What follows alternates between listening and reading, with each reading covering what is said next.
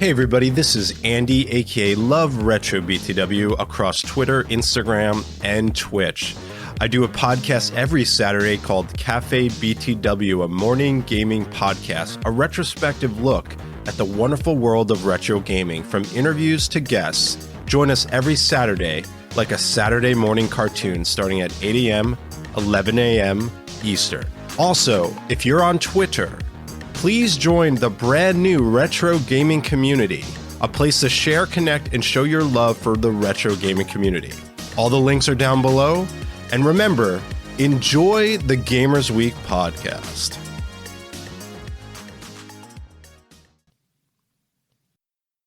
Coming up on Gamers Week podcast. Because again, it's not something that you have to do by yourself. So if you do it with your friends, it's scary, but it's communally scary. So that's also fun. Hey, friends, come to a murder castle with me. And just that term, murder castle. I was actually just thinking of like a copy of like Better Homes and Gardens with like a murder castle on the cover. You definitely want to decorate in a very eclectic way for your murder castle. Right. Be the envy of the neighborhood with your murder castle.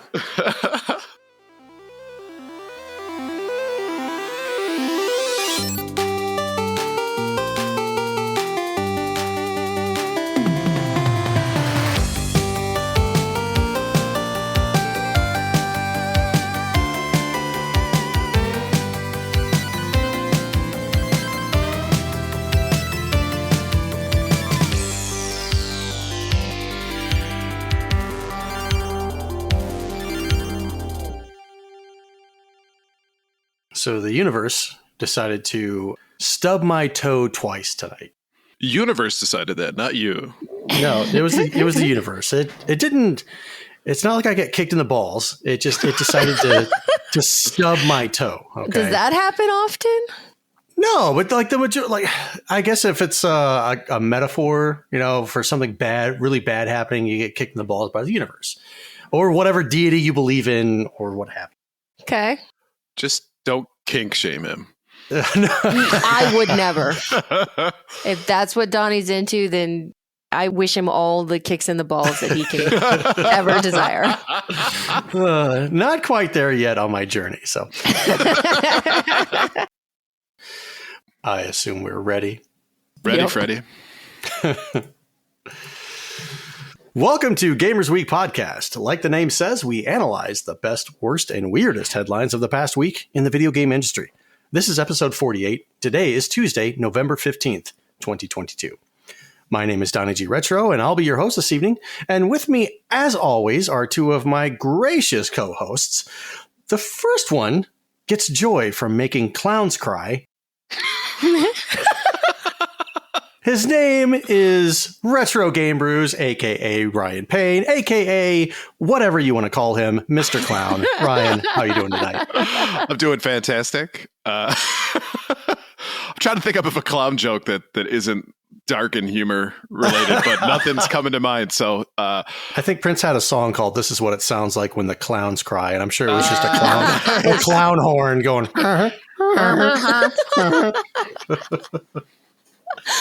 And my second co-host once lost her job as a mortician for bedazzling all the corpses. She just said she wanted to bring a little life to the place. Blue, how are you doing tonight? It was done with love, and I can't understand why the families were so upset. They open the casket, and it's just a blinding light of sparkles. It's like, oh my God! I regret nothing. And nor should you. So a quick bit of business before we get started. Next week is the Thanksgiving holiday here in the United States, so there will be no new episode next Friday.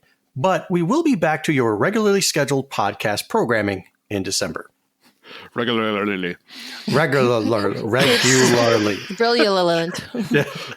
But we will be back to your regularly scheduled podcast programming in December. And now let's take a look at our reviews, reactions, and requests. The Wizard of Zardoz says, "Was great to hear Retro Game Brews cover my request of the history of the equally talented and crazy Kenji Eno on Gaming History 101. The founder of Warp and creator of D and Enemy Zero definitely needs to be more well known. Bakuel says, Kenji Eno really had an interesting life. I wonder what he would be doing today if he were still around. Probably trolling the crap out of Sony. Probably. Oh, man. That would be such a great show, though. Right? I would so follow that guy on every social media. It'd be just like Jackass, where every week he finds a different way to troll him. Yep. And Mr. Knight Rider says, I have no need for the McDonald's gaming chair. I'm always in control of my squirt. Jesus. Giggity. I don't even know how to respond to that. Yeah, well done. That's all I got. And now it's time for the...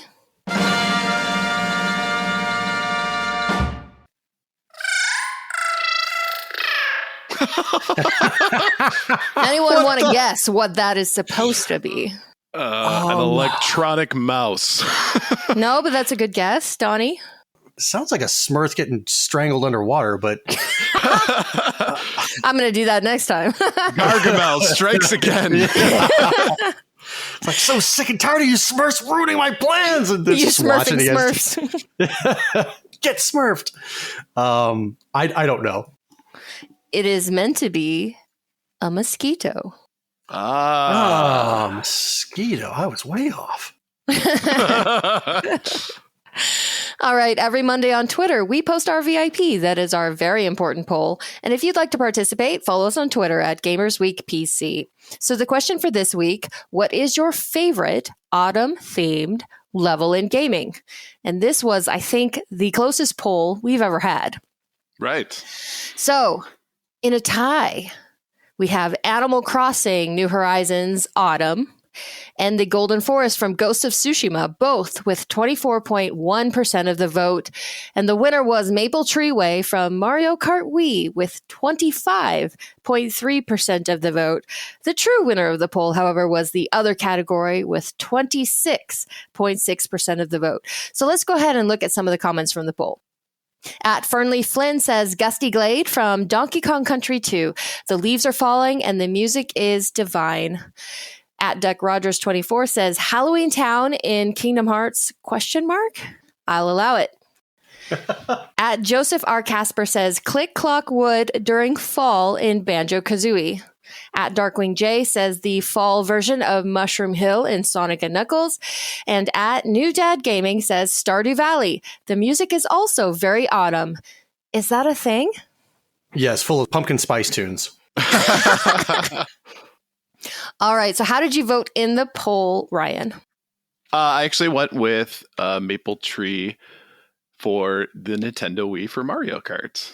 Maple Tree Way, I always have enjoyed the kind of the visuals of it. Of course, it's got that auburn color to it, and it's a little different than I think most of the other tracks. It's not like it's terribly challenging or anything, but it just puts me in the mood, right? If you're playing during the autumn time frame, it's obviously it's going to help you feel the amount of fall that you need in your life is what we're going to say.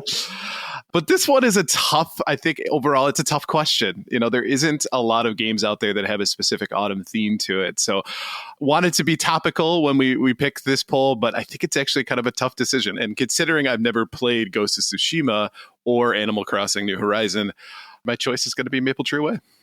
Fair enough. What about you, Donnie? I went simple for this one. I'm not really familiar with a lot of the autumn themes in games. There were a lot of good mentions here. I really do want to play Ghost of Tsushima, and I will get around to it at some point because some of these screenshots that I saw were very, very beautiful. But for my pick, I chose the autumn level from Secret of Mana. Now, I know it's a revolving seasonal level. Like if you go in this forest, you make a right turn, it's spring. You make a left turn, it's winter. You make another turn, it's fall. I always thought that the fall colors in that particular level were nice and soothing and calming. And yeah, if I died on that level, it was no big deal. It's always a big deal. You're not wrong, but at the point, if I get Where's your soothing gamer colors, pride? Come on. If I were to die on the winter level, then I think I'd be a little bit more bitter about it, as opposed to the autumn level. You know, soothing and relaxing for me. And Blue, what about you?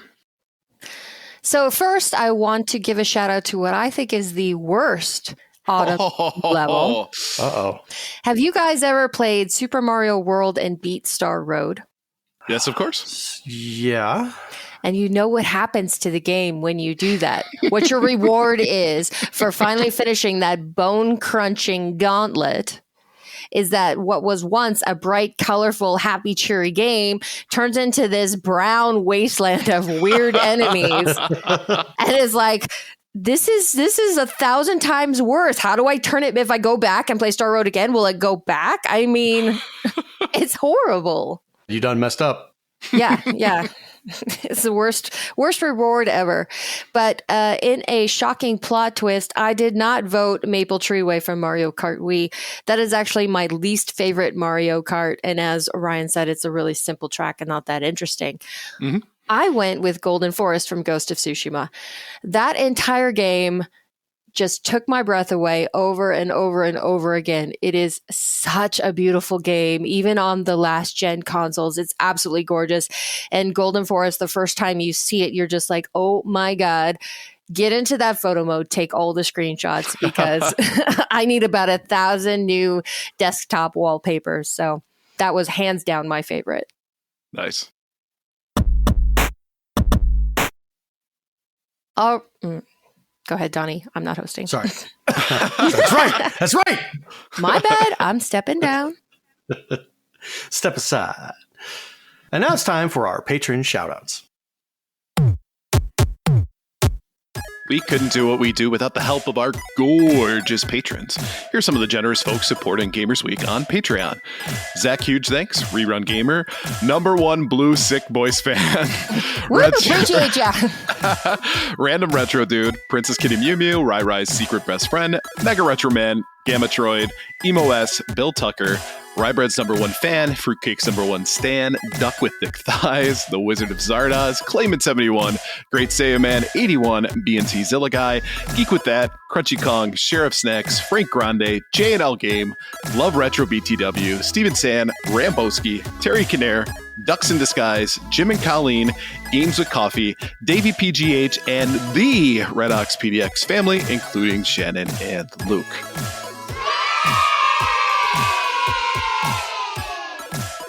If you like what you hear today, and we really hope that you do, please consider joining us on Patreon. Your support helps cover the cost of producing the show, as well as other cool stuff we'll be doing, like prizes and giveaways.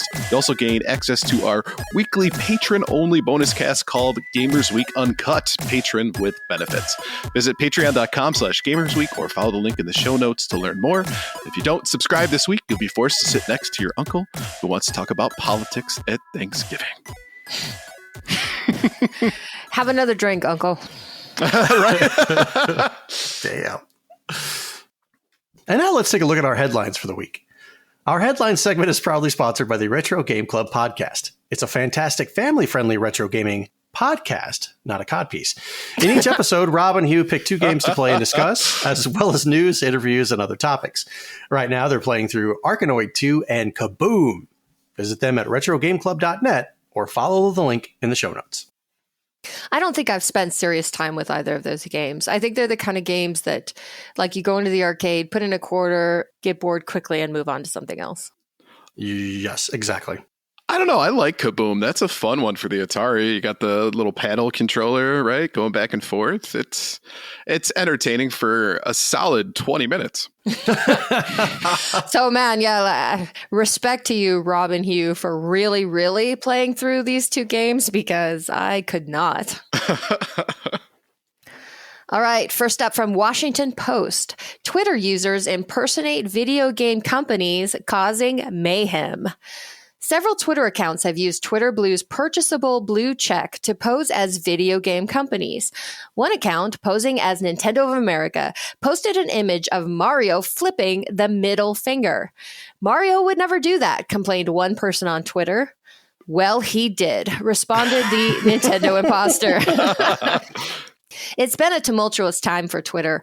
On November 1st, the social media company rolled out changes to Twitter Blue, allowing subscribers to receive the iconic blue check badge for $7.99 a month.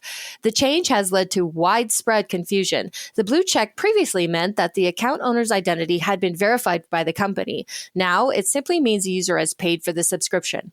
Twitter disabled signups for Twitter Blue on Friday, citing impersonation issues in a note sent to Twitter employees that was viewed by the Washington Post. One user paid for Twitter Blue to pose as video game publisher and distributor Valve to post a fake game sequel announcement, bamboozling some gamers.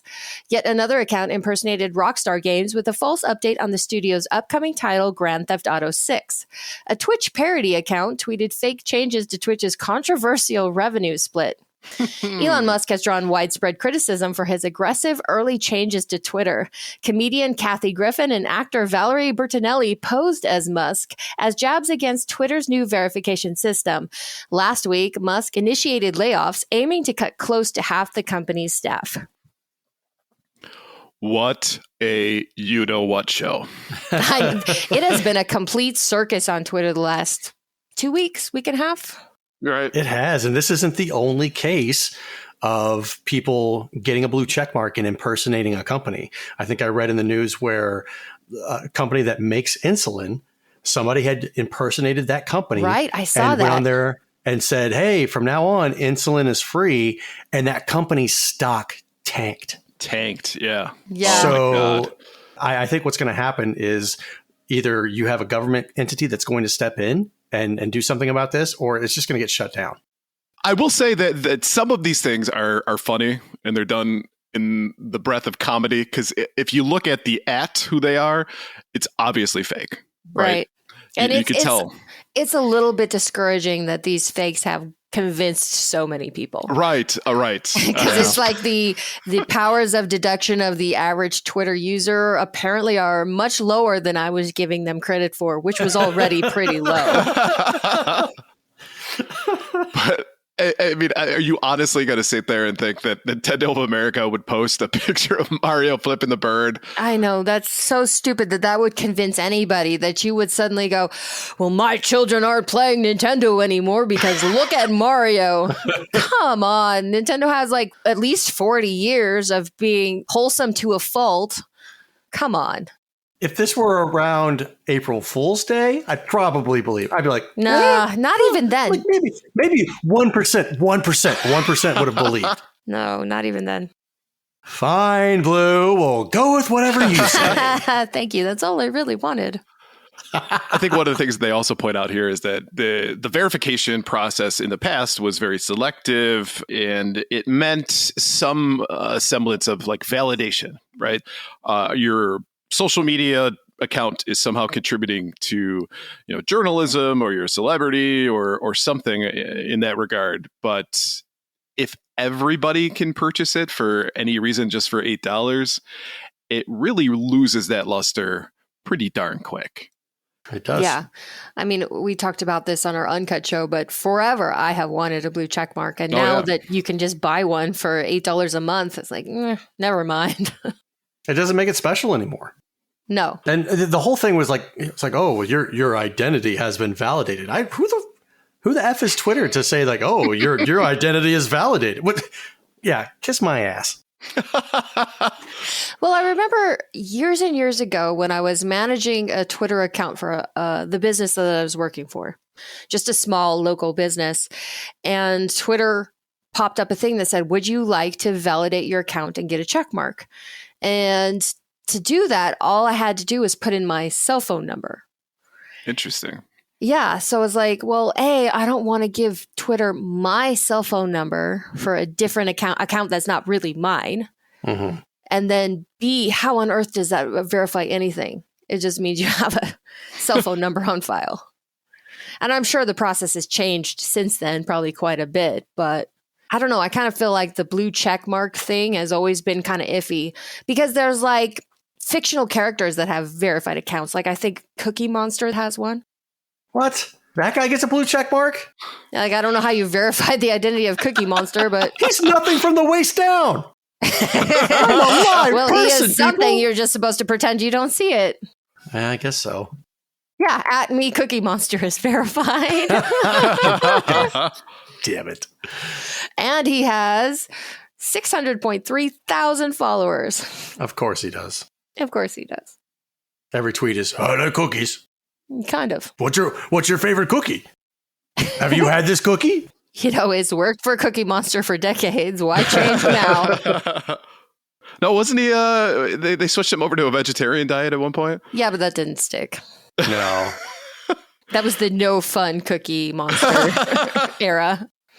But as far as bringing this back to video games, other than just to say, don't believe everything you read on the internet, which should be a thing that you shouldn't have to remind people. But if you see something stupid on Twitter, don't hold it against Rockstar or Twitch or Valve or Nintendo. Or an insulin company. Right. I mean, because it's online, it must be. Why would somebody go and impersonate a company like this? I mean, that's just, doesn't Twitter have something, safeguards in place to keep that from happening? Oh, so I'm only led to believe that this is actually the company that's tweeting this. I can taste your sarcasm, sir. How does it taste? Salty. I was just getting ready to say that. Dirty Sorry boy. to steal your joke.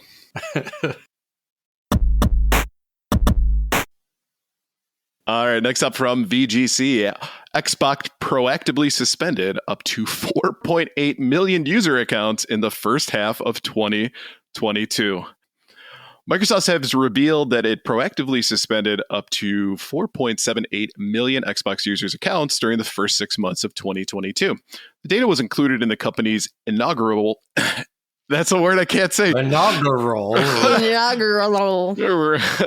Inaugural, there we go, Xbox Transparency Report, which was published on Monday to highlight steps that the platform holder is taking to moderate content to create a safer environment for players. According to Microsoft, it took a total of 7.12 million enforcement actions between January 1st and June 30th this year. In terms of enforcement by policy area, Microsoft said cheating/inauthentic accounts were responsible for 4.33 million enforcements, ahead of categories like adult sexual content, which was almost 200,000, fraud, 87,000, and harassment or bullying, 54,000. Microsoft said approximately 2/3 of the enforcement issued in the first half of 2022 were the result of proactive detection. Xbox appeals process enables players to get more information about any enforcements they have received and challenge them, and 151,000 cases reviewed in the first half of the year following appeals. Just 6.5% of enforcement actions were overturned. Microsoft said with its inaugural Xbox Transparency Report, yes. First try. So proud. It is our goal to share with you more about the wide range of actions that Xbox team takes to moderate content on our platform and create safer experiences. Our proactive moderation, up 9 times from the same period last year, allows us to catch negative content and conduct before it reaches players. We continue to invest and improve our tech so players can have safe, positive, and inviting experiences. So 2 things on this initially come to mind. First off, according to Statista, Microsoft has 270 million daily active users in 2022. Wow. So if they are talking about suspending 4.78 million, that's roughly 2%. 2%. I was like, do math for me. I don't math. The other thing is that they are proactively suspending users. Did you guys ever see Minority Report? Yes. I see where we're going with this. Kind of have a Minority Report like vibe to it, because anybody who saw that movie will remember that they were catching people for murder before the attempted murder happened, and it was done in the name of protecting lives. But ultimately, the theme of the movie was that people should remain innocent until proven guilty. Just imagining head of Xbox standing over a pool of precogs going, find the cheaters. Right. But I get what you're saying. It's completely different, though. With Minority Report, like you said, it they're catching crimes before they happen. They can see a premonition of things playing out, and if they were to let it go, yes, it would happen. This is stuff that actually has happened based on the report that we just read. They've identified cheaters. They identified people who have explicit sexual adult content in their profile or what have you, or fraudulent or harassment and bullying. These things have actually happened. So they've taken the necessary steps to go ahead and enforce these and ban those people. I'm genuinely surprised to see that harassment and bullying was only 54,000, though. Right? Especially since the older days of Xbox. Right. Out of 270 million, it's only 54,000. I mean, you are right. Online gaming, and I think Xbox in particular, as opposed to PlayStation, more so has the reputation for being just terribly toxic. Yes. But I guess there is just part of me that wonders, can you truly trust Microsoft to be able to proactively catch these people and correctly identify them and not ever sweep anybody who is innocent up in their net? The 6.5% endorsement overturn sounds really low as well. It does sound really, really low. Right. Well, I think sometimes it's probably these subjective things like harassment or bullying where somebody, you said something to someone and they took it the wrong way and then they reported you. Right. Yeah, I don't know. Like I've said, I've overheard Donnie and the boys playing Warzone. And, no, you have not. The bullying and harassment just seems kind of par for the course. Yeah, but they're harassing each other. Exactly. And so I logged in the other day and noticed I got a notification and it said, offensive chat has been offensive text chat. You have a strike for offensive text chat. And I'm like, you don't say. That's kind of weird because I don't use the text chat on Wars or Warfare, Modern Warfare. So there were previously times where I'm in Discord with a bunch of the guys and we're talking. So I also had the voice chat enabled in the game. So if I'm talking to them, anybody in the game can hear what I'm saying.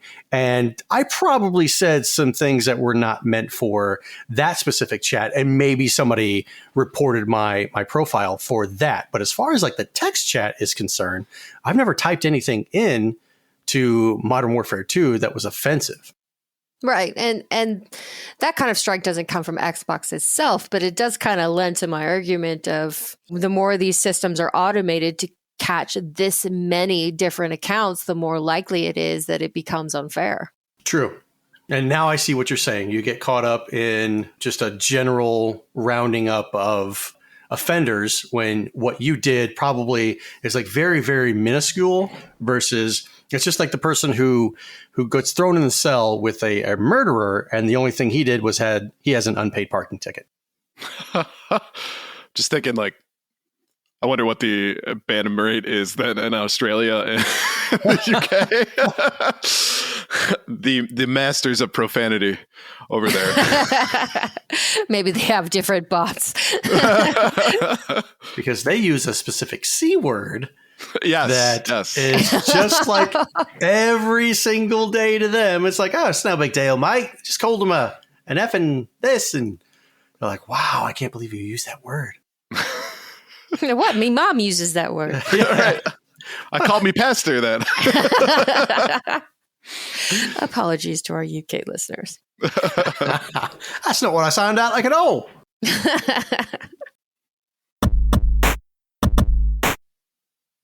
All right. From Games Radar, Nintendo won't commit to backwards compatibility for its next generation consoles. Nintendo was asked about backwards compatibility on future hardware during a recent financial Q&A session. As translated by VGC, Miyamoto acknowledged that in past hardware generations, backwards compatibility had been difficult because the development environment, the software tools devs use to make games, changed dramatically with each new console release. Recently, however, the development environment has increasingly become more standardized, Miyamoto explained, and we now have an environment that allows players to enjoy older video games on newer consoles more easily than ever before.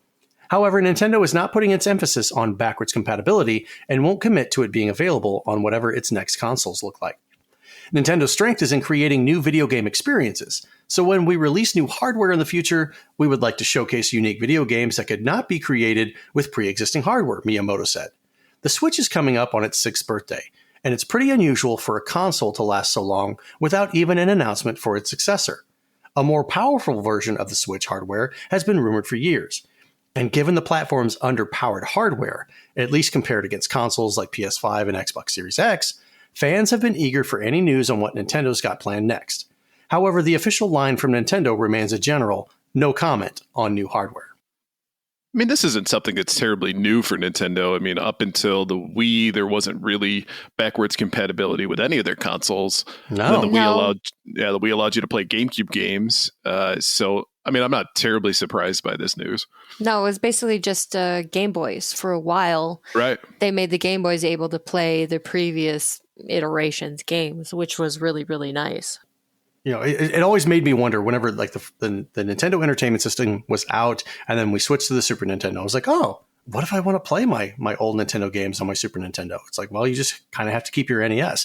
And with every subsequent release, that's what they've done. They've changed the style of the medium to where it won't fit on your new console. Mm-hmm. So is this a good move by Nintendo? Who knows? It's yet to be seen. But if I can take my Switch, like let's just say my Switch craps out, I don't want to go buy another Switch. And what if they stop making them? Yeah, you know, then the Switch becomes so hard to find or what have you. I can just pop in my Switch game into the newer console and it will accept that. I like that.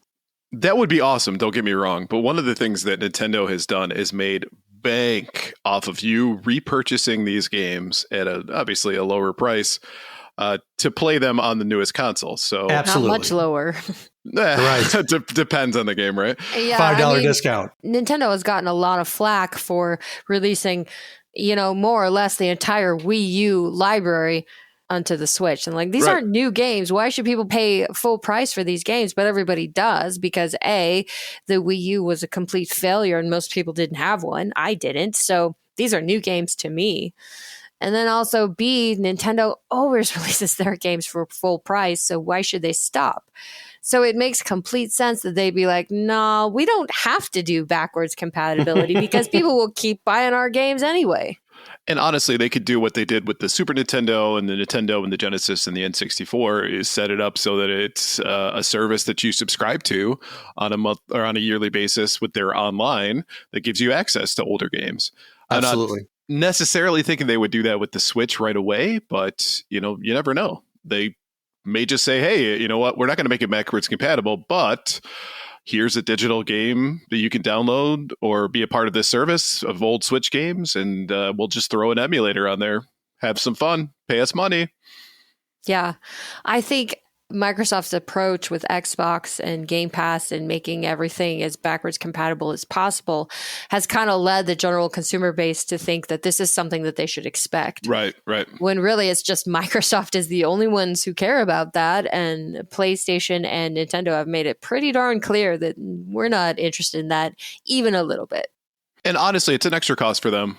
I mean, if it's not completely digital, right, and it doesn't require some kind of, you know, like update to some piece of software on there, if it's originally a part of the actual system itself to accept, say, Nintendo Switch games into your new console, that's extra money, time, and development that's required for that. So in a way, is it worth it for them? My guess is probably not at the end of the day, because they want to keep the cost down. Yeah, right? They don't get anything extra for doing it. Right. It's games you already bought, like, you know? Right.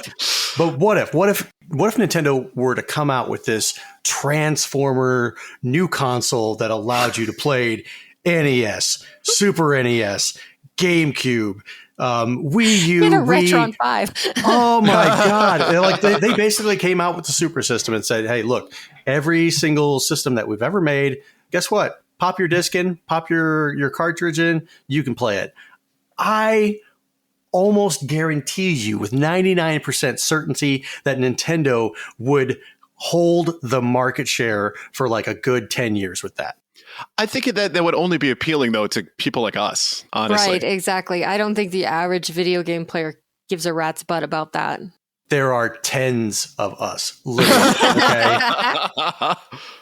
But the Switch is coming up on his 6th birthday, and this article suggests that it's odd that Nintendo hasn't announced a successor, but I don't think it is, especially when you consider The Wii, which is their last super successful console, was active for 12 years, I think. Yeah, and still technically, I think up until recently, up until I think 2020, 21, you could still buy Just Dance games for it. Yeah, so I don't think they'll be even making moves towards suggesting that the Switch will shut down anytime soon. And it doesn't have to, because they're not the most powerful console on the market. They can make just games. I mean, and it's not a bad position to be in, where they don't have to get a console that's got ray tracing and 4K and right. 500 FPS. They're just like, hey, you want to play Splatoon? Right. It looks like a cartoon. Hooray. A situation where as soon as you release the most powerful console you could possibly come up with, then people are screaming at you to release a pro version of it. Right. Exactly. Yeah. And I don't think the Wii U didn't have a pro version, did it? I don't believe so, no. No, And the Wii had a mini version, I know that, but they didn't have a pro version. I don't think Nintendo's ever done a pro version of anything. The only thing I can think of is the new Nintendo 3DS. So for the handheld side. Okay. They've done a pro controller. And that's totally the same thing. Right. Totally. Well, Blue said they've never done a pro anything. I'm just letting her know that they did. Actually. Yeah, okay. Actually, Okay, push those glasses up your nose. Hey, my webcam on? I know you have glasses, so. But am I wearing them right now? Yes, I would guess you are. And that's all he's wearing. Oh, hey, that's the uncut. That's the uncut episode. Better make sure that webcam is off then.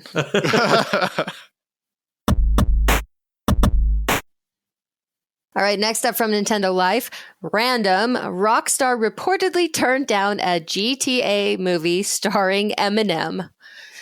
In a recent chat on the Bugsy Malone's Grandest Game podcast, Hollywood agent Kirk Ewing spoke about how he found himself in the middle of discussions between film producers and Rockstar Games on the potential of a Grand Theft Auto movie. These discussions began to circulate right after the release of GTA 3, when the prospect of Rockstar expanding its series out into other branches still seemed like a fruitful prospect. Ewing's ties to Rockstar boss Sam Houser made him the perfect middleman for the production discussions, which, at one point, went as far as the proposition of a movie starring multi-award-winning rapper Eminem, with Top Gun director Tony Scott at the helm. Ewing explained, I phoned up Sam Houser at Rockstar and said, look, you need to listen to this. They want Eminem in the Grand Theft Auto movie and Tony Scott to direct. And he said, not interested. At that point, they withdrew from any conversation about making a film when they realized that the media franchise they had was bigger than any movie that was going on at the time. With no evidence of production history or the angle that the studio would take, we can't say for certain whether the film would have been any good. Though with Scott in the director's chair and Eminem in front of the camera, you can be pretty certain that it would have made a buck or two. And that's it, a buck or two. I mean, I love Eminem. The movie 8 Mile is decent, but That's being kind. All I see from this is Eminem getting in front of the screen and doing his rap stuff, and that's it. That's what the movie is. So it's going to be him rapping with a storyline. All he had to do in 8 Mile was play himself, and you could tell how difficult it was. Right. I was just about to say that. Yeah, he could barely remember his lines. He could barely do any of it. It was so obvious that he was so out of his element. So I can't imagine him having to go in front of a camera to represent a franchise as lucrative as Grand Theft Auto and actually give a decent performance to what would really be a story-based thing.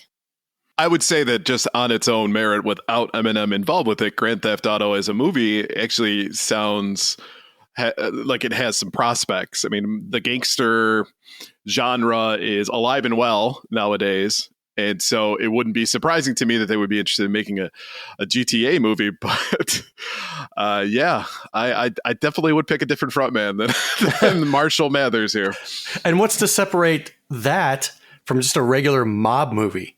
Like, you just slap the name Grand Theft Auto, you put a plot, and that's it. That's pretty much it. How is it going to solidify the fact that it's a Grand Theft Auto movie because of all the crazy stunts, like car stunts that you can do. You get a 5-star wanted rating. You just run over a few hookers and Like, oh, yep, that's Grand Theft Auto, all right. yep. I mean, and honestly, you make a good point, and that's probably why Rockstar, in an incredibly intelligent move, said, "You know what? This movie is only going to hurt us." Yeah, they had the foresight. I mean, you could technically take one of the stories from like Vice City or San Andreas and like, be the sequel to that potentially. But I think you're right. It lacks certain other things that would be difficult as a throwback to players to go, hey, I recognize that thing. Because as you pointed out, it's the fun parts of the game are killing prostitutes, killing bystanders, running over people, and trying to get as many stars as possible. That sounds like a really crappy Fast and Furious at that point. And we know how great those movies are. I mean, they're just masterpieces on their own. Right, of course. That's why there's 11 of them now? I don't know. I lost count years ago. But I think that this is an excellent example of where you don't have to make a movie adaptation of everything. Just because it gets popular doesn't mean that it needs a movie adaptation. It doesn't need a TV adaptation. Video games can just stay video games because there's something that's really essential about the gaming experience. And it's why Resident Evil has never adapted well. Doom didn't adapt well. What video game titles have adapted well? When you remove that crucial interaction and choice making experience that the player has and just try to make it a passive viewing experience, there's a reason that video game movies are notoriously terrible because it's not a one-to-one translation. In most cases, it just shouldn't be done. All right, hear me out though. What you do is you set it up in the theater. Everybody gets like this little pad, right? Or maybe they log into an app on their phone and you put in like the time that you're at that theater and you get to make the choices in the game. So like a thing pops up. It says, should you go left or right? And you get to choose right from your phone. That sounds terrible. I'm trying to help here. I'm trying to create an interactive experience for the players. I understand. But interactive by committee, you have to go with the majority vote? No. That's what I was just getting ready to ask. Like, what determines which direction that they go? Is it because like how many people said, oh, let's go this way? Yep, there's like a little toggle thing on the side, right? And it's votes come in from the left and the right, and then whoever overtakes the other. Right, and you got all those people in the audience who've been there 6 times already and are purposefully choosing the worst option. Ruining the experience for everybody else. Right. Or you'd have to go like 6 times to try to get the one that you want. So you go to the midnight show because no one's going to be there and all your friends come and you're like, I just want to see how this one part goes, okay? Right. I just want to get the good ending and everybody in the audience keeps ruining it for me. That's going to go over quite well. I tried. I appreciate that, but I think I'm going to side with Rockstar. This was a great choice in not making this movie. All right, let's take a look at our top 3 new releases. First up is Goat Simulator 3. Platform is PS5, Xbox Series X and S, PS4, Xbox One, Switch, and PC. Gather your herd and venture forth into Goat Simulator 3, an all-new, totally realistic sandbox farmyard experience that puts you back in the hooves of no one's favorite female protagonist. That's right, we're doing this again. The bah has been raised. Oh, God. And Pilgor is joined by other goats too. You can invite up to 3 friends in local or online co-op, create carnage as a team, and compete in mini games, and then not be friends anymore. Be ready for another round of utter mayhem.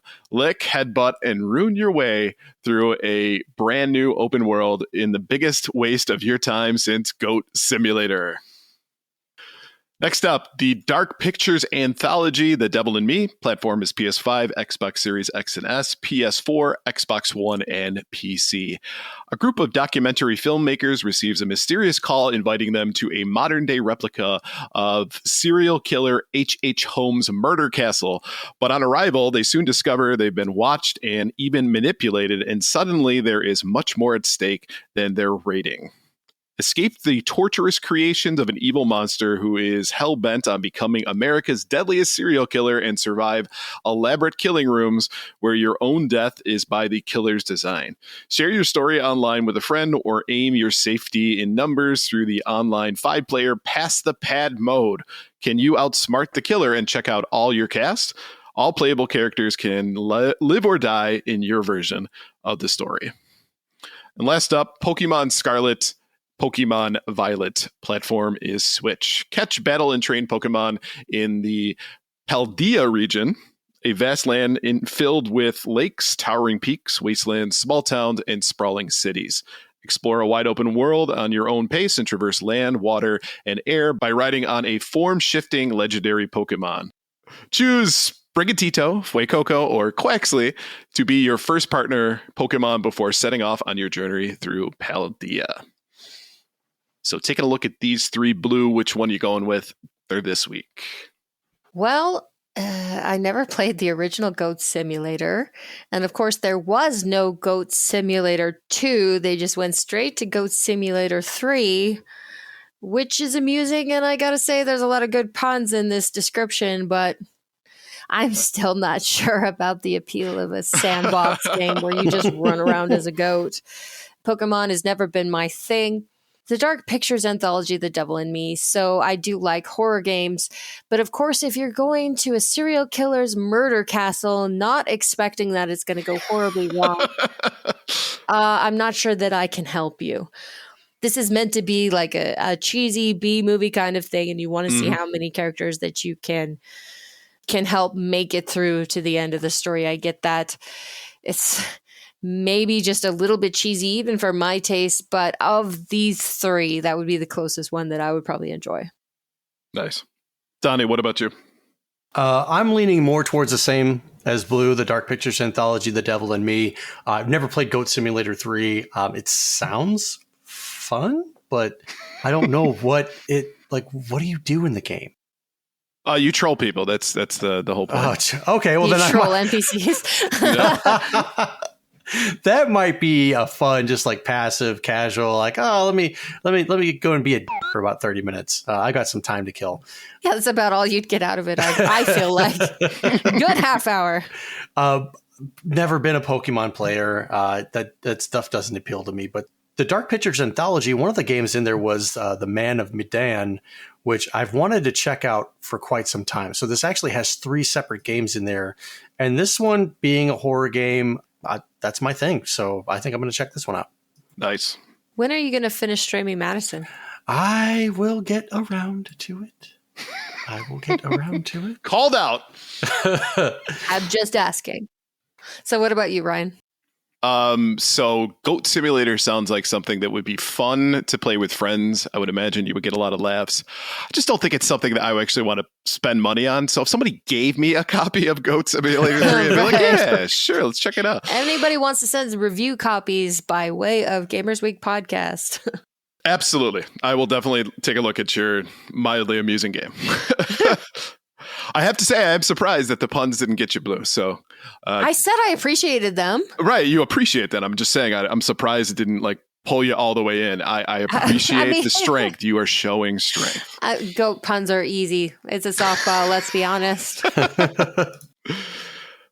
Now, as far as Pokemon, I am a Gen 1er. I have been a Gen 1er for many, many years, and I'm not going to break that now. So, I might, though, I do have copies of the other games, so maybe I might buy it, but will I play it and become enthralled with it? Definitely not. Are you going to get a 1%er tattoo on you with a Pokemon next to it? Somehow I feel like that motorcycle gang, the Pikachus, is probably not,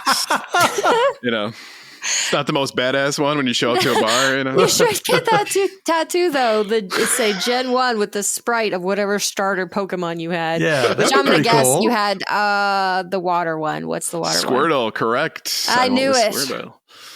Yep. Do you control your squirts though? He keeps it on a tight leash. Now, I personally, though, I've I've always had kind of a fascination with serial killers. So I've done research into a lot of them back in the day. And H.H. Holmes is a very, very interesting case because a lot of it is lore. The whole murder castle is actually just, they think, a result of poor construction. And that he was just using it to hide stuff from the cops, because he definitely was a criminal and he definitely murdered people, but they don't think it was like, like the full on murder castle. But I think that having a game that takes that angle that he was would be really, really cool. It sounds to me like a Dead by Daylight in a murder castle. So I might be willing to check that out just to see what it's all about. Because again, it's not something that you have to do by yourself. So if you do it with your friends, it's scary, but it's communally scary. So that's also fun. Hey, friends, come to a murder castle with me. And just that term, murder castle. I was actually just thinking of like a copy of like Better Homes and Gardens with like a murder castle on the cover.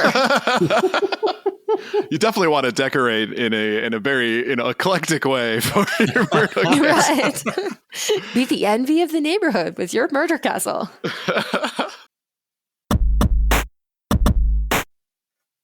All right, before we move on, we are pleased to announce that we'll be doing another giveaway here for Gamers Week. We are giving away a brand new copy of Xenoblade Chronicles 3 for the Nintendo Switch. To enter our giveaway, look for @RetroGameBrews pin tweet on Friday morning and comment with a picture or screenshot of you listening to episode 48. Entries will be accepted from Friday, November 18th, all the way to Tuesday, November 22nd. You're already listening to the episode, so you might as well enter before you forget. Yeah, don't miss out on this chance to play a possible Game of the Year award winner for free. Free! All right, let's take a focus to our main topic this week. From VGC, God of War Ragnarok leads the Game Awards 2022 nominations. The nominees for the Game Awards 2022 have been revealed. God of War Ragnarok is nominated for 10 prizes, ahead of Elden Ring and Horizon Forbidden West, both of which are up for 7 awards. There are 31 awards up for grabs in total, with the winners set to be determined by a blended vote between the voting jury, 90%, and public fan voting, 10%. The Game Awards will be streamed live from the Microsoft Theater in Los Angeles on Thursday, December 8th. All right, we're going to go through some of the top awards. First up, Game of the Year, and the nominees are A Plague Tale Requiem, Elden Ring, God of War Ragnarok, Horizon Forbidden West, Stray, and Xenoblade Chronicles 3. Up for Best Narrative are A Plague Tale Requiem, Elden Ring, God of War Ragnarok, Horizon Forbidden West, and Immortality. And up for Best Art Direction are Elden Ring, God of War Ragnarok, Horizon Forbidden West, Scorn, and Stray. For Best Score and Music, we have Olivier Deriviere, sorry if that's pronounced wrong, from A Plague Tale Requiem, Tsukasa Saito for Elden Ring, Bear McCreary for God of War Ragnarok, Two Feathers for Metal Hellsinger, and Yasunori Mitsuda for Xenoblade Chronicles 3. Up for Best Performance is Ashley Birch from Horizon Forbidden West, Charlotte McBurney, A Plague Tale Requiem, Christopher Judge for God of War Ragnarok, Main Engage for Immortality, and Sunny Soljic for God of War Ragnarok. And last but certainly not least, for Best Indie Game, Cult of the Lamb, Neon White, Sifu, Stray, and Tunic. I noticed there was no Helena Taylor in Oh, snap. Best Report. Whoops. I thought that the Teenage Mutant Ninja Turtles Shredder's Revenge, I thought that was going to be a definite Game of the Year candidate. Seriously? Hoping. Oh, you sweet summer child. My hopes, my dreams.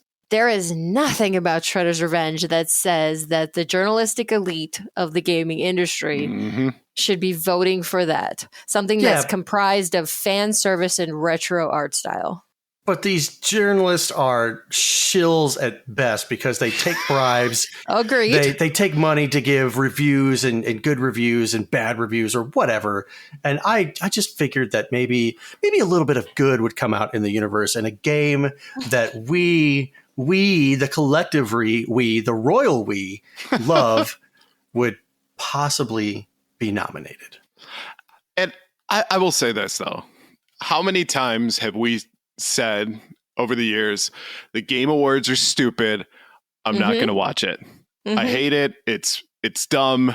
90% of what's decided is decided by a committee of people that, obviously have some kind of stake in all of this, and then 10% of fans. And it's always not the game that everybody wanted. It's always the games that you're like, I guess, or what? Yeah, no, I 100% agree. Every year we say the Game Awards become more and more irrelevant. And since these nominees came out, that's been the general consensus on Twitter is, who the frick cares? The Game Awards mean nothing to actual gamers. They don't reflect our tastes. They don't reflect what we actually want to play. It's just what some head up their butt journalist decides is the best game of the year. And yet we watch them every year because, because we always seem to be in a podcast and always feel like we're kind of beholden to cover them. Oh, God. But then remember what happened last year? You remember what won Game of the Year? It Takes Two. Yes. This surprising little indie game actually won. And so every once in a while, it does have the capacity to surprise you. You're not wrong, but 99% of the time, it hasn't. Yes. No argument from me. Yep. I mean, looking over some of the games, I don't even see Shredder's Revenge even nominated for anything. No. And I don't think anybody expected it to be. No. The way you say that. She pulled out the gift like the no, baby, no. No, baby, no. Honey. You ever seen so you've seen MacGruber on Saturday Night Live, right? Of course. Okay. So there was one with Jeremy Piven, and MacGruber's like asking him to hand him all this different stuff. And finally he's like, quick, hand me that bucket of bum sperm. And Jeremy Piven's just like, no, that's the way that sounded. Just like, oh God, I'm so like, no, why do you keep asking me this? No. Apparently I miss a lot when I don't watch Saturday Night Live. So all that being said, having admitted that we all agree that the Game Awards are pointless, but then that we will also be watching them, what's your vote for Game of the Year? Yeah, why don't we go through each one of these and give out our votes? How's that? All right, sounds good. Yeah. So Game of the Year, as a reminder, it's Plague Tale Requiem, Elden Ring, God of War Ragnarok, Horizon Forbidden West, Stray, and Xenoblade Chronicles 3. I'm going to say first off that I'm actually really pleased with this list because it has Stray and Xenoblade Chronicles 3 and Plague Tale Requiem. So two indies in Plague Tale Requiem and Stray, and Xenoblade Chronicles, which is a classic JRPG, which almost never get any attention outside of the RPG category. Right. So I think this is actually a really excellent list. And I'm trying to remember a prior year when I didn't have any issues with any of the nominees. This may be the first year. All that being said, what I hope wins is Elden Ring, because that's what I predicted in our January episode where we made our 2022 predictions. You did. I did. So for pride's sake, I'm going to hope that it's Elden Ring, but I actually really think it'll be God of War Ragnarok because it's a much more player-friendly game than Elden Ring, than a Souls-like. And I think the journalists will have an easier time with it, which means they'll vote for it. I'm also going to go with one of my predictions for the year. Obviously, I didn't say this at the beginning of the podcast, but at one point, I did tweet out that Stray was going to be the game of the year because everyone for that month when it first came out was so obsessed with that game. So I'm going to stick with my gut on this one. I'm going to go with Stray because I want it to be something that is unexpected. Because I mean, honestly, it's a game where you control a cat going through city alleys and stuff. So you don't even like cats. It's true, I don't, but I'm still going with Stray because at one point I said that and I have to stick with it. Okay. Donnie, what about you? Well, my prediction, if you guys remember correctly. Oh, trust us, we didn't forget. She already shot that dream down. So it's definitely not going to be Shredder's Revenge. So I didn't shoot it down. The Game Awards shot it down. You shot it down. You put your boot on its throat and you squished. You squished until there was a crunch. And then there was liquid flowing out. That's what you did. Shell Shock. So I'm going to change mine. Unfortunately, none of these games I've played yet. I have Elden Ring. My son has played it. I still haven't played it. So I'm kind of going to go with the masses. I'm going to say Elden Ring. I'd like to go with God of War Ragnarok based on what you said, Blue, but you know what? Man up. Play the game. Play Elden Ring. Oh, he just said to get good, journalist. I did. If you don't like it, go play something easier. But taking it for what it's worth, I think Elden Ring will probably win. All right, so why don't we take a look then at Best Narrative? Just a reminder, it's A Plague Tale Requiem, Elden Ring, God of War Ragnarok, Horizon Forbidden West, and Immortality. I know Horizon Zero Dawn was almost universally loved, and Horizon Forbidden West, in many eyes, didn't quite live up to its predecessor. So I'm going to say not that one. I don't think Elden Ring is as story heavy as the others. And I'll be honest, even though Immortality is nominated a couple times throughout the Game Awards, I don't really know what it is. So that kind of brings us down to A Plague Tale, Requiem, and God of War Ragnarok. I would like to see A Plague Tale win, but again, I'm going to put my vote behind God of War Ragnarok. I know it's, as you kind of pointed out, that Elden Ring probably isn't as narrative heavy, but there are so many people that absolutely love that game. So I'm going to guess that the 10% is going to skew highly towards Elden Ring in this particular category. Maybe, God of War Ragnarok in there, but a lot of people are expecting Elden Ring to do really well this year. So if we're talking about odds, my odds are Elden Ring. Not my personal choice because I haven't played a single one of these games. So I want to be a winner. I want to be with the cool kids. So I'm going to go with Elden Ring. And you're not wrong, because I think a lot of times Best Narrative is like throwing a bone to the game that almost won Game of the Year, but not quite. Right. Absolutely. Again, it goes back to not having played any of these games, so I couldn't tell you what the narrative is like. But you did make a good point. Elden Ring doesn't seem like it's narrative heavy. It's just going around, finding the biggest guy that you can find and punching him straight in the face. That's pretty much Elden Ring. So it's either going to be a toss-up between God of War Ragnarok and A Plague Tale. I would like to see A Plague Tale. I think my vote is for that. Excellent. Next up is Best Art Direction, Elden Ring, God of War Ragnarok, Horizon Forbidden West, Scorn, and Stray. So I'm going to narrow it down to Elden Ring and Scorn, just because they're both so kind of borderline disturbing and yet compelling at the same time. You look at the bosses in Elden Ring and you go, good God, I have to fight that thing. What the hell is it? And then Scorn is kind of the same way, where it's just kind of this oozy, dripping, foreboding atmosphere. But Scorn being, I think, a AA game, if not a straight up indie game, I'm going to still put my vote behind Elden Ring as being the actual winner. I'm going to go with Scorn for the fact that the game itself, from what I've been told, isn't actually that good as far as the gameplay elements to it. That's, I think, been a lot of the feedback that I've heard about it. But man, does that game look good. It just puts you in that environment. And if you got to give props to a game for really focusing on one thing, that game definitely focused on the visuals. So for me, I guess I'm going to go with Scorn. I am actually also considering going with Scorn, but my other vote would be between Stray and Scorn. You guys have basically labeled Scorn perfectly to what it is. It's very oozy and kind of like, it gives you the willies. Stray is a nice mix. It's very aesthetically pleasing. It's got that cyberpunk feel to it. You are in Tokyo, so you get a lot of neon lights and some dark ambiance. I think it looks beautiful. I haven't played it yet, but just from the screenshots, I think it looks beautiful, and I'm willing to bet it's probably going to win. Yeah, I think that there are a ton of gamers who are putting their hearts and souls behind Stray to do well and rack up a lot of awards, because for sure. I think it was the surprise super hit of the year. Yeah. Next up is Best Score in Music with Olivier Derivière. Again, I'm sorry if I mispronounced that.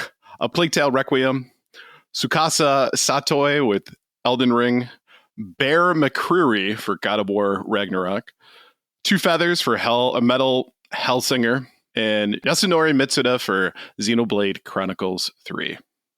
So I'm going to say that the first God of War, the 2018 God of War, has a soundtrack by Bear McCreary, and it's one of my favorites. I listen to it on a regular basis. So really, I'm sure that the others are absolutely fantastic, but I'm going to vote for God of War Ragnarok just based on how much I liked the previous game's music. I think any game where the guy who composed the music, his name is Bear McCreary, that sounds like a made up name. So You've never met anybody named Bear? No, I've never met a single human being. I have. I've met a couple. Have you really? Yeah. Maybe that's like a West Coast thing or something. But honestly, though, I'm going to go with Metal Hellsinger. How could you not go with an awesome metal soundtrack? It's so different than all the rest of these. And you actually use the music to play through the game. So it's not only is it an awesome soundtrack, but it's a playable soundtrack. So I think I'm going to go with that one. Two feathers, great job. You know that it's never going to win. Well, I want to be a winner in certain things, and I want to follow my heart in others, okay? Fair Listen enough. to your heart. I can understand that. I'm in the same boat as you, Ryan. I would love for this particular game to win Best Score in Music because it's a freaking metal soundtrack. I love metal. I've always loved metal since I was a teenager, and that's when I was a kid. Didn't have a pacifier in my mouth, didn't have the devil horns going up, rocking out, whatever. I look at the other games like Elden Ring and God of War Ragnarok. Yes, they are these majestic masterpieces that are really nice to listen to, but it's like we get it. It's something we've had before. We've had over and over and over and over and over and over and over. So Two Feathers Metal Hellsinger, it's something that's different. It's unique. So I'm putting my vote in that box. Wise choice, sir. Thank you. Next up is Best Performance. Ashley Birch, Horizon Forbidden West. Charlotte McBurney, A Plague Tale Requiem. Christopher Judge, God of War Ragnarok. Matt Engage, Immortality. And Sunny Suljic, God of War Ragnarok.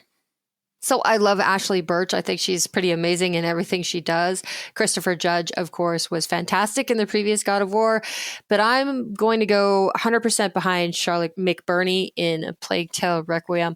I think this is a category where a AA game really, really has a chance, especially with such an amazing performance. I think she really has a chance for this award. I love Aloy from Horizon Zero Dawn, so naturally I got to go with Ashley Birch on this one. I think that she embodies that character extremely well. She's not overly girly. It plays to kind of the tomboyish nature of the character, so I think I'm going to go with Ashley Birch. I don't know. I really don't. I've played none of these games, so I couldn't tell you any of these people's history, like what they've done previously. I don't know. So mine's going to be a complete shot in the dark, and I'm going to say Christopher Judge, God of War Ragnarok. I mean, you used to watch the old Stargate series on TV, didn't you? No. Okay. Never mind. I hated that. I was not. Oh, and that's the weird thing. Like, I love Star Wars. Okay. And I like, quote unquote, Star Trek.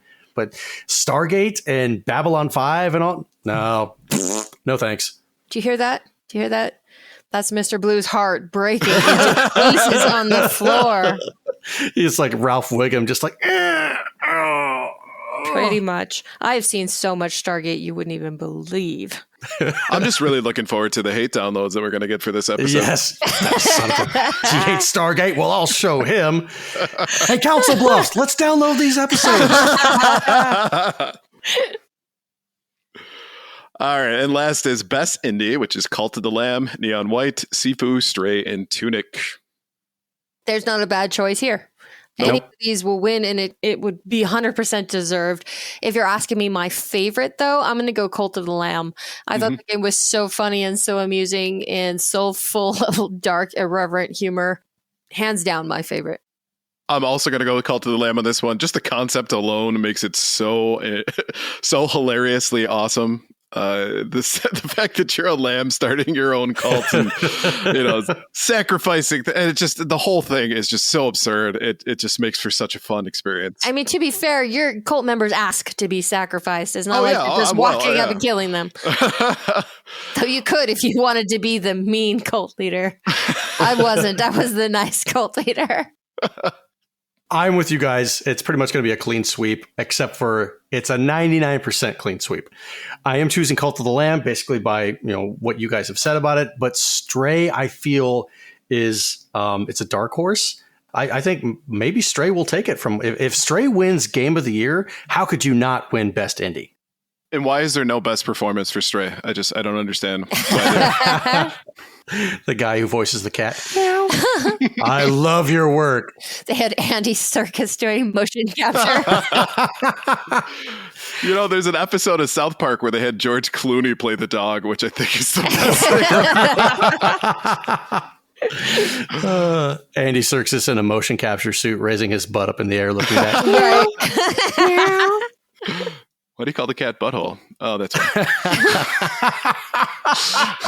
I mean, he would method the hell out of that. Yes, he would. All right, before we move on, let's take a quick break to talk about our sponsor. This segment is proudly sponsored by the Elitist Podcast. It's a show where three friends and occasional guests play games about video games, including trivia, game show games, and more. Here is this week's trivia question.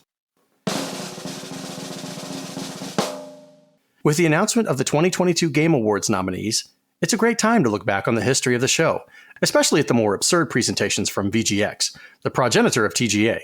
Did I say that right? Yep. Okay. Progenitor.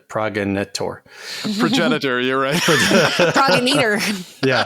The progenitor of TGA, man.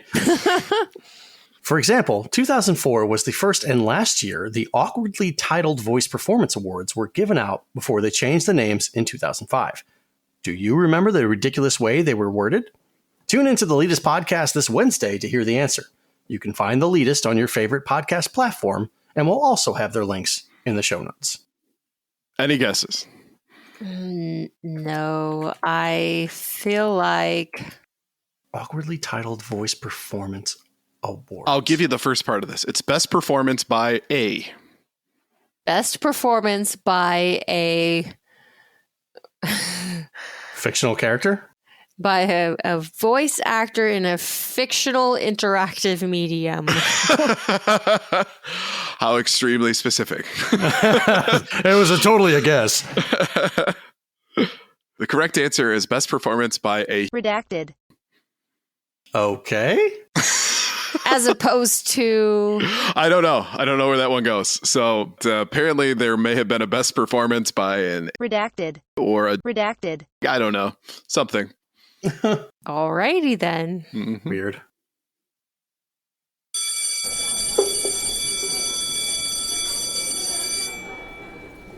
Thank you for coming, students. Please take your seats and welcome back to Professor Ryebread's Gaming History 101. And in today's lesson, per the request of our patron Clayman71, we'll be discussing the early history of one of the most expensive formats to hit the scenes in the 1980s. We, of course, are talking about Dr. Evil's favorite way to play laserdisc games. Freaking laser discs. So Laserdisc technology first hit the scene in 1978 by the company MCA as a home video format utilizing optical media, much like what we saw in the mid-90s with the DVD. Now, the original name for the Laserdisc was the DiscoVision, likely trying to capture the popularity of the music genre of the time. What a terrible name. Yep. Now, Laserdiscs were pretty large at 12 inches in diameter and looked more like a vinyl record that reflected light. And the disc itself could hold anywhere between 3 to 4 gigabytes worth of data, which is a huge difference from most arcade games at the time, which operated in kilobytes and megabytes of storage. Now, with the ability to store loads more data on an optical disc, it was only a matter of time until game creators would use the media as a way to make more and more advanced games. Now, similar to the VHS games that we talked about on a previous Gaming History 101, Laserdisc games used pre-recorded scenes for the player, but unlike the VHS, they could actually interact with what was going on screen as the system toggled between sections on the disc almost seamlessly. Now, Sega was the first company to turn the media into a viable arcade game with their third-person space combat rail shooter called Astron Belt, released in 1983.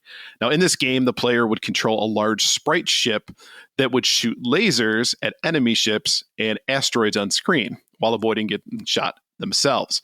Now, the background, though, would toggle between a generic space background and pre-recorded cinematics. So if the player made a hit, it would switch to this large explosion, complete with the explosion audio. And I will tell you, it's like a Michael Bay style explosion.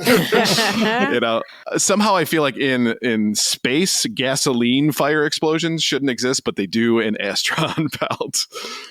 In the later stages, the target on the screen would actually be some of the pre-recorded cinematics, waiting for the player to shoot to hit a trigger for the explosion scene. The interesting part about it, though, is that your standard sprite for the ship looks pretty rudimentary for the time. It's this thing that has wings on it, moves back and forth, and the game isn't like terribly interactive. It's just the fact that it was able to show something really cool. But the problem with Astron Belt is that it never really saw wide commercial success, but it definitely opened the door for other developers to try their hand with laserdisc technology.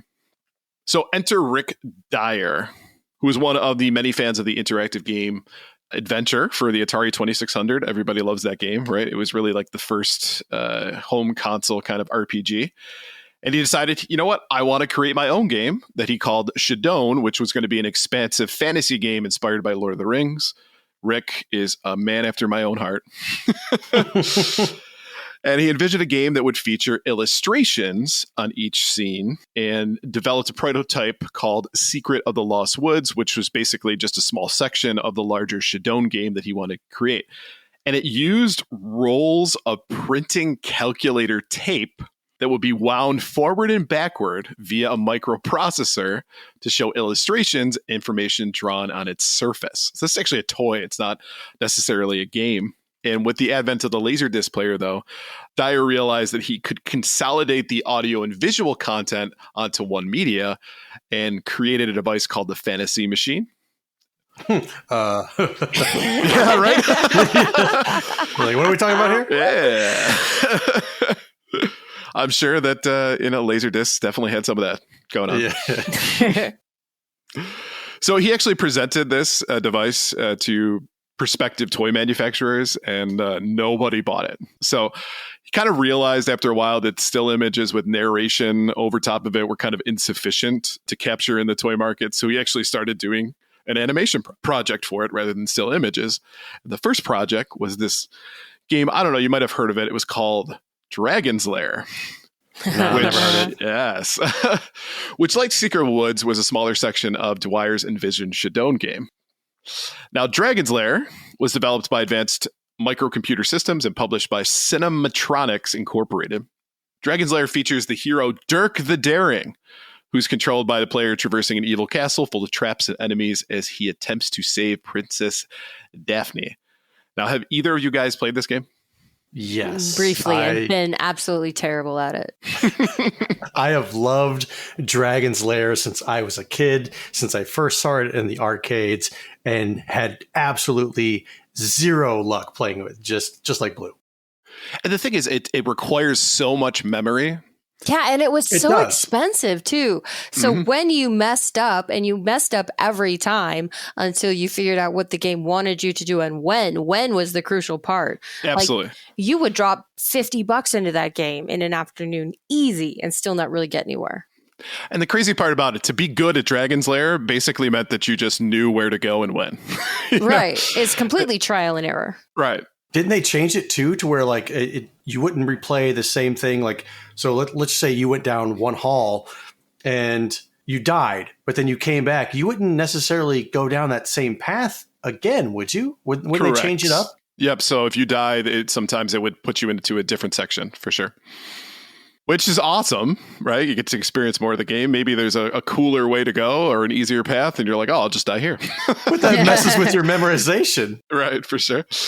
So though, if you're not familiar with the game, it's basically it's on rails, right? So it's a predetermined narrative, and the player basically has very little influence on what's actually happening on the screen. It would just consist of the player pressing either left, right, up, down on the joystick, or hitting the sword / button in order to progress the game at the right time. But the game itself was actually animated by Don Bluth, who you may know for such classics as Secret of Nim, Pete's Dragon, and The Land Before Time. He actually drew the scenes for this game. And honestly, that's what I think drew most people to Dragon's Lair, rather, is that it's just stunningly good looking as far as the game goes. And I would imagine when it came out in the early 80s, that would have been like nothing anybody had ever seen before. Right. I'd say the only issue that came with the game is that because the technology was fairly new with laserdiscs, rather than playing a movie that just goes right around the disc in kind of a linear fashion, it had to jump back and forth between different sections of the disc, and that ended up actually straining out a lot of disc players, which made the game kind of unreliable for arcades. Because what's inside the system itself is just like a Pioneer laserdisc player. So 4 months after the release of Dragon's Lair came Space Ace, which was also developed by Don Bluth's company. It's fairly similar to that of Dragon's Lair, except this time you play as the hero Dexter, looking to defeat the evil commander Borf from destroying the Earth with his Infanto Ray as you traverse through all these crazy space scenes. What's cool about it, too, is that your character you can energize, and all of a sudden he becomes like this huge jack dude. And it only lasts for a little while, and then you shrink back to kind of your dorky self as Dexter. But it's really good. I think, to be honest with you, I like it probably better than Dragon's Lair. Now, with this game, though, to kind of keep the production costs down, the studio chose to use its staff to provide voices for the characters rather than hire actors, and that is very, very apparent. It was a big success in North America, never reached the heights of commercial success that was saw with Dragon's Lair, but it's definitely a great game. So if you've never played it, I recommend checking it out. Now, despite the high cost of animation, a flood of Laserdisc games followed Dragon's Lair and Space Ace because of its immense popularity. So to cut costs, several companies simply patched together scenes from obscure Japanese animes and created games like Cliffhanger, which was from Lupin 3, and Bega's Battle from Harmageddon. Now, Cliffhanger is very similar to Dragon's Lair, but Bega's Battle is so bad. It's basically just a movie going on in the background, and then what's happening in front of you is that you're either collecting characters that you're good, or you're avoiding things that are being tossed at you, and the sprites on screen are really, really rudimentary. If you haven't checked it out, it's funny to watch. I watched a video of somebody playing it. I was like, man, I could not last more than 3 minutes in this game because it's so boring. But visually, it's gorgeous because your character is supposed to be, like a cyborg taking on, the baddies. But outside of the cinematics for it, it's really, really awful. Now, we had mentioned originally with Rick Dwyer being involved with Dragon's Lair as part of the process. And with the success of Dragon's Lair, he had the idea of kind of creating a home video game console using Laserdiscs that he called the Halcyon. You said laser. I mean, we can leave it in, but... Oh, we're leaving it in. Okay. It'll be a nice laser. Did he just say, what did he say? So the Halcyon consisted of a Laserdisc player and a computer that worked together in order to play the games on the consumer's TV. They were actually basically, you had two huge VCR sets on top of each other in order to play this thing. Nice. And the unfortunate part about this is that when they started to really look into it, the costs associated with making it work would mean that the Halcyon would retail for $2,500. Back in like 1980? Yep. So that's about $7,000 today. Yeah. No bueno. And I thought the Meta Pro was expensive. Now it's a bargain. Right. Now, of course, the console never released as a result of that, but there are 12 units known to exist today. And out of the 6 games that were planned, 2 are actually playable on the system. So if you can get your hands on one of the 12, murder somebody, whatever, you can play. Nobody's asking. You can play Laserdisc games at home.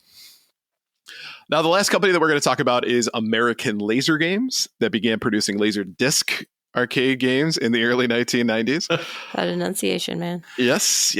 AGL focused on making light gun games with full motion video, as their previous venture was making police training simulators.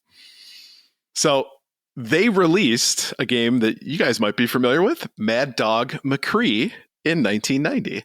It's a Western-themed shooter where cinematics play, and when a bad guy would show up on screen, it would pause for a split second to allow the player to take aim and shoot. If a hit was detected, the bad guy would fall down dead. If not, all of a sudden, the Undertaker would show up on your screen. Yep, meaning you died. Exactly. And more often than not, you died.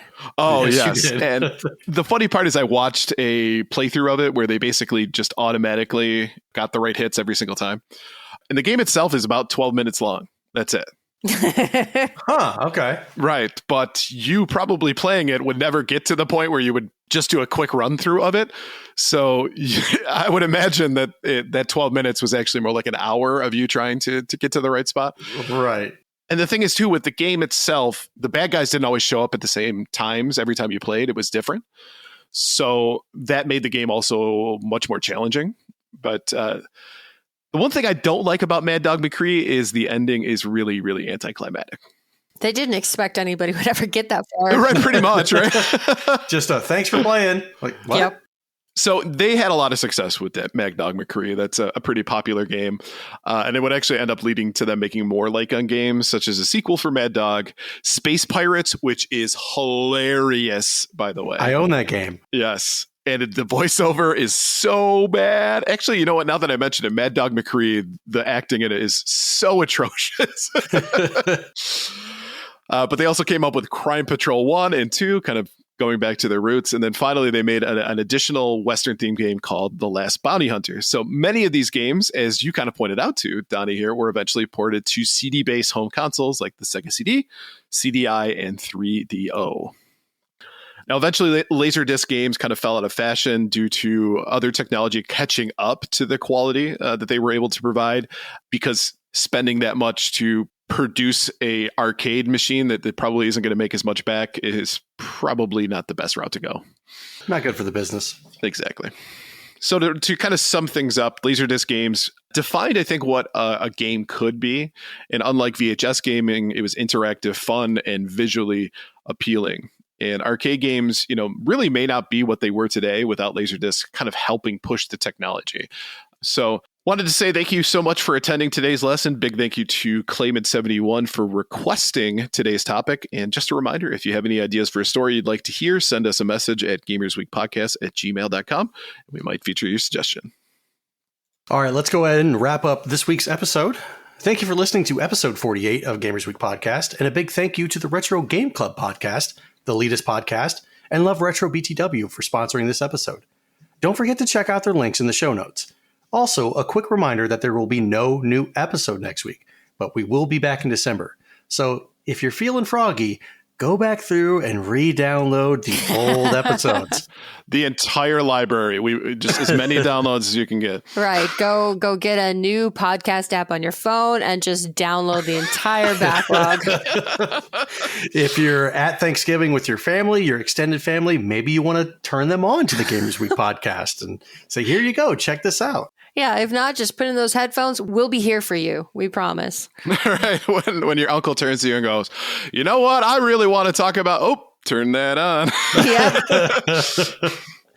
If you want to connect with Gamers Week, follow us on Twitter at GamersWeekPC. Email us at gamersweekpodcast@gmail.com. Visit our merch store at gamers-week-podcast.creator-spring.com. Or if you want to do it the easy way, follow the link in the show notes. And join us on Patreon at patreon.com/gamersweek. And finally, since you made it all the way to the end of this episode, please leave us a rating and a review to let us know how we did. We really do value your feedback. While you're there, consider subscribing on iTunes, Spotify, or your podcast platform of choice. Donnie, I'm sorry, but it's pronounced Moich Store. Sorry. I screw that up all the time. Visit our Moich store. Happy Good night, Thanksgiving, everybody. everyone. Yeah, happy Thanksgiving. Good night. Happy Thanksgiving, everybody.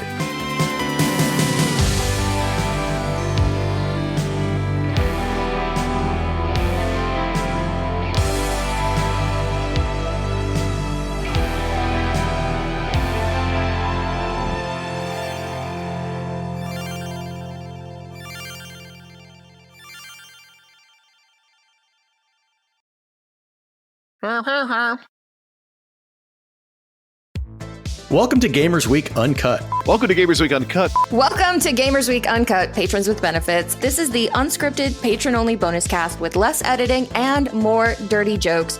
We don't know where the conversation will go, but we're sure it will be weird. This fish just went right on my nipple, and I'm just like, I Google Street Fighter 6. The first search result that comes up is people think they can see Ryu's in the Street Fighter 6 reveal. Listen up here, kids. You're not going to want to get one of those VDSTDs things, right? Make you fall off. When you go, grab a pro. You'll be doing it for America. that was perfect. If you want to hear weekly episodes of our patron-only bonus cast, join us at patreon.com/gamersweek.